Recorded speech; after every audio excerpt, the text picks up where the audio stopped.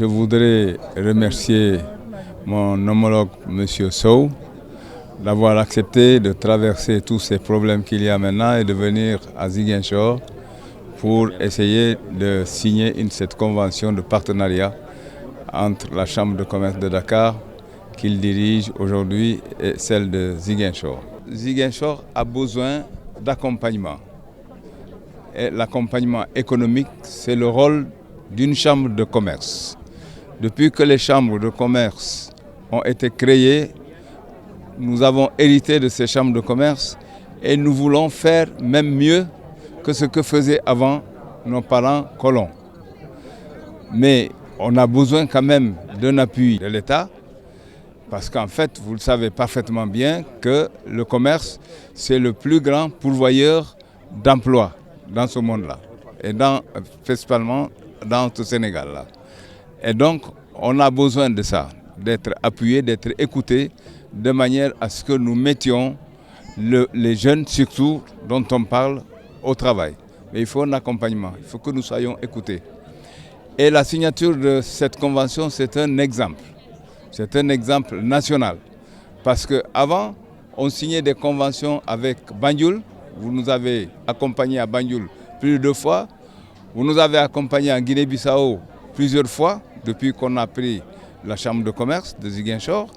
Et donc, au lieu de le faire avec des pays étrangers, il vaut mieux qu'on développe le partenariat local, le partenariat dans le pays. Parce que chaque région est différente l'une de l'autre.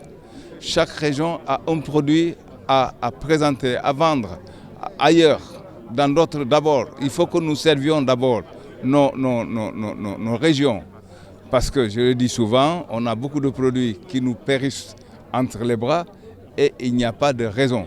Tout ça manque de conditions, de conditionnement, de conditions de transport de tous ces produits vers d'autres régions. Vice-versa. Parce que quand vous voyez ce qui se produit aussi dans d'autres régions, ces produits ont besoin d'arriver ici, en Casamance. Parce que quand on parle de paix, mais qu'est-ce qui fait qu'il y ait des problèmes? C'est l'occupation des hommes.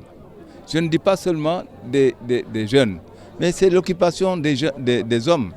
Quand on rentre chez soi le soir et il n'y a rien à manger, les enfants qui crient parce qu'on n'a rien à leur donner à manger, mais vraiment c'est un souci, c'est un gros souci.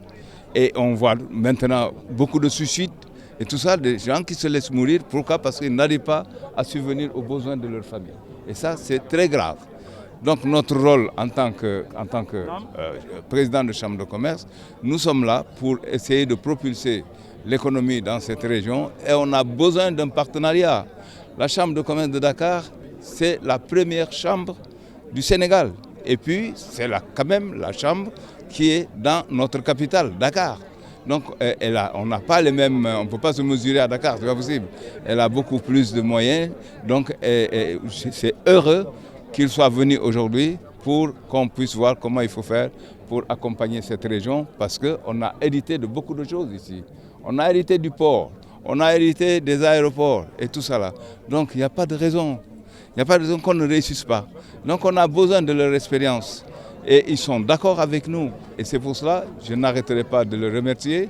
Et ça sera aussi un exemple pour d'autres chambres de commerce du pays, de manière à ce qu'on s'entende tous ensemble pour qu'on travaille. Parce que les chambres de commerce, ce n'est pas une propriété privée, c'est une propriété de tout le monde.